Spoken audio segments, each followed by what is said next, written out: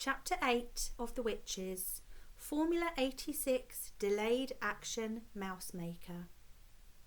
"Children are revolting," screamed the Grand High Witch. "We will wipe them all away. We will scrub them off the face of the earth. We will flush them down the drain." "Yes, yes," chanted the audience. "Wipe them away, scrub them off the earth, flush them down the drain." "Children are foul and filthy," thundered the Grand High Witch. They are, chorused the English witches. "They are foul and filthy." "Children are dirty and stinky," screamed the Grand High Witch. "Dirty and stinky," cried the audience, getting more and more worked up. "Children are smelling of dogs' droppings," screeched the Grand High Witch. "Pooh!" cried the audience. "Pooh! Pooh! Pooh!" "They are worse than dogs' droppings," screeched the Grand High Witch. "Dogs' droppings is smelling like violets and primroses compared with children." "Violets and primroses," chanted the audience. They were clapping and cheering almost every word spoken from the platform. The speaker seemed to have them completely under her spell. "To talk about children is making me sick," screamed the Grand High Witch. "I am feeling sick even thinking about them. Fetch me a basin." The Grand High Witch paused and glared at the mass of eager faces in the audience. They waited, wanting more. "So now," barked the Grand High Witch, "so now I am having a plan. I am having a giganticus plan for getting rid of every single child in the whole of England." The witches gasped. They gaped. They turned and gave each other ghoulish grins of excitement. "Yes," thundered the Grand High Witch, "we shall swish them and swallop them, and we shall make to disappear every single smelly little brat in England in one stroke." "Whoopee!" cried the witches, clapping their hands. "You are brilliant! Oh, your grandness, you are fantabulous!" "Shut up and listen!" snapped the Grand High Witch. "Listen very carefully, and let us not be having any muck-ups." The audience leaned forward, eager to learn how this magic was going to be performed. "Each and every one of you," thundered the Grand High Witch, "is to go back to your hometowns immediately and resign from your jobs. Resign, give notice, retire." "We will," they cried. "We will resign from our jobs." "And after you have resigned from your jobs," the Grand High Witch went on, "each and every one of you will be going out and you will be buying." She paused. "What will we be buying?" they cried. "Tell us, oh brilliant one, what is it we shall be buying?" "Sweet shops!" shouted the Grand High Witch. "Sweet shops!" they cried. "We're going to buy sweet shops. What a frumptuous wheeze!" "Each of you will be buying for herself a sweet shop. You will be buying the very best and most respectable sweet shops in England." We will, they answered, their dreadful voices like a chorus of dentist drills all grinding away together.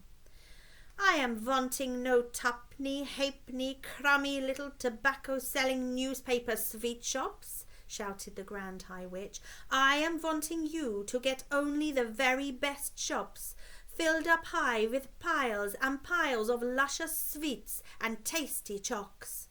"The best," they cried. "We shall buy the best sweet shops in town." "You will be having no trouble in getting what you want," shouted the Grand High Witch, "because you will be offering 4 times as much as a shop is worth, and nobody is refusing an offer like that.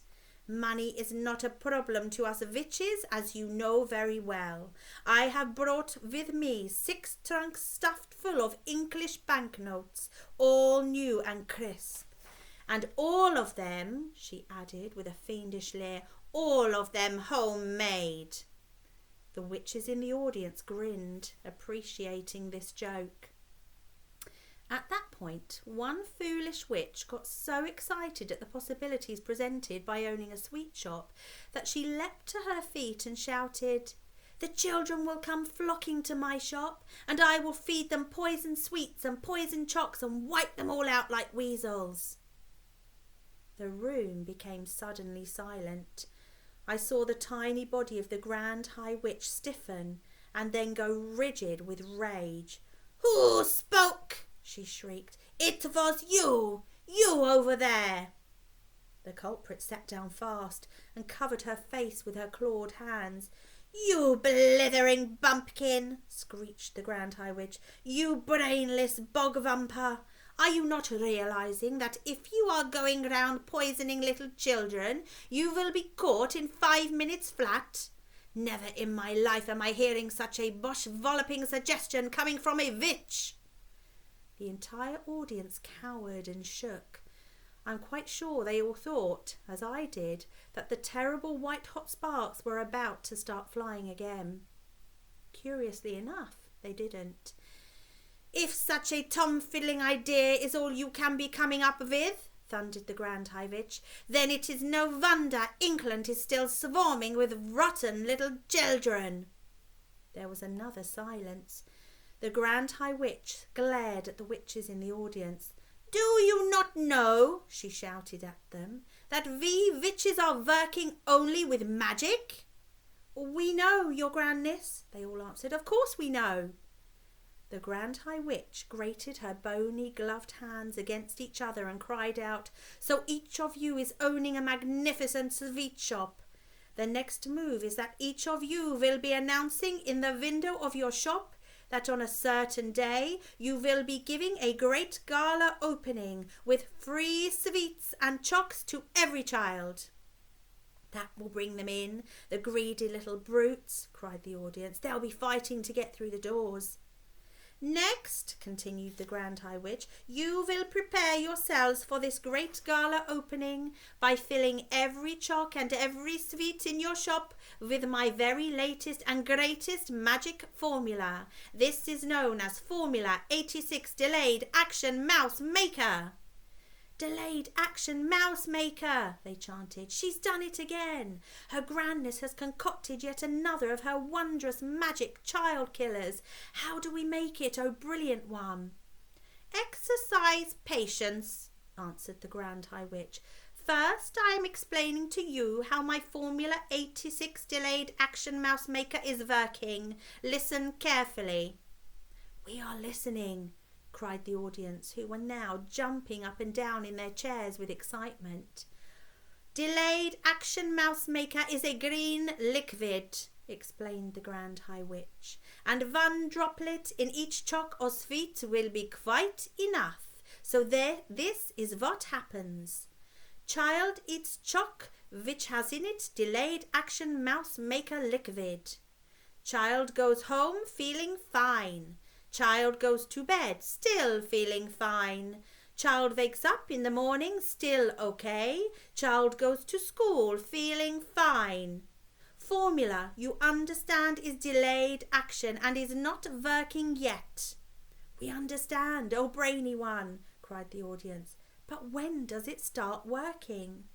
"It is starting to work at exactly 9 o'clock, when the child is arriving at school," shouted the Grand High Witch triumphantly. "Child arrives at school. Delayed Action Mouse Maker immediately starts to work. Child starts to shrink. Child is growing fur. Child is starting to grow tail. All is happening in precisely 26 seconds. After 26 seconds, child is not a child any longer. It is a mouse."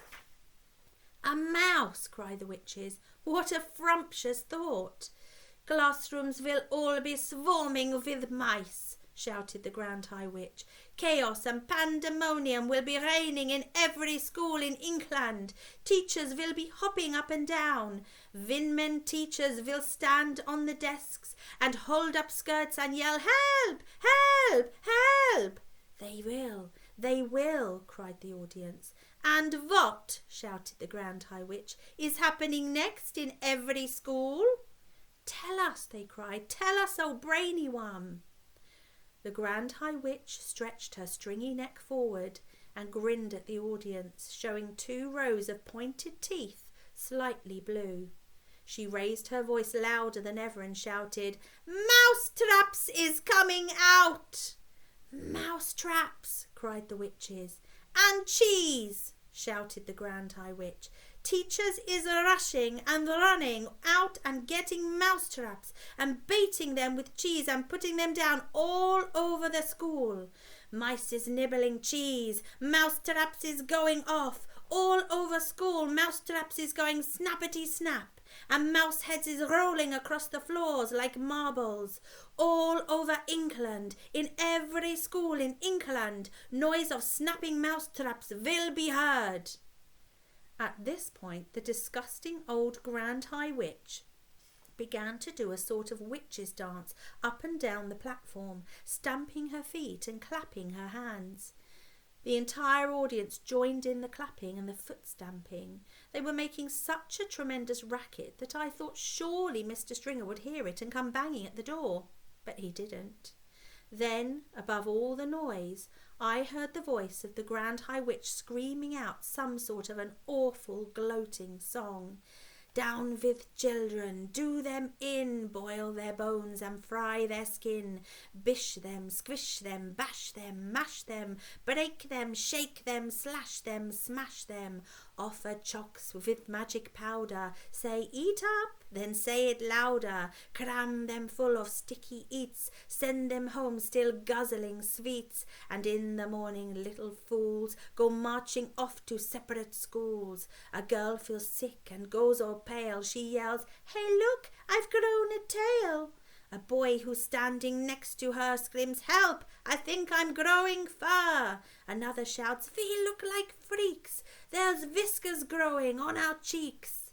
A boy who was extremely tall cries out, 'What's wrong? I'm growing small!' 4 tiny legs begin to sprout, and everybody round about. And all at once, all in a trice, there are no children, only mice. In every school is mice galore, all running round the schoolroom floor, and all the poor demented teachers is yelling, 'Hey, who are these creatures?' They stand upon the desks and shout, 'Get out, you filthy mice, get out! Will someone fetch the mousetraps, please? And don't forget to bring the cheese.' Now mousetraps come, and every chap goes snippy snap and snappy snap. The mousetraps have a wonderful spring. The springs go crack and snap and ping.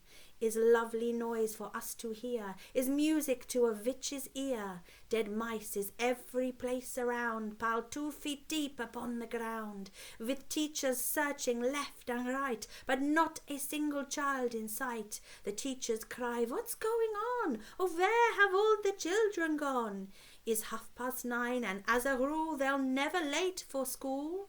Poor teachers don't know what to do. Some sit and read, and just a few amuse themselves throughout the day by sweeping all the mice away. And all us witches shout, 'Hooray!' I'll see you next time for Chapter 9. Thanks for listening.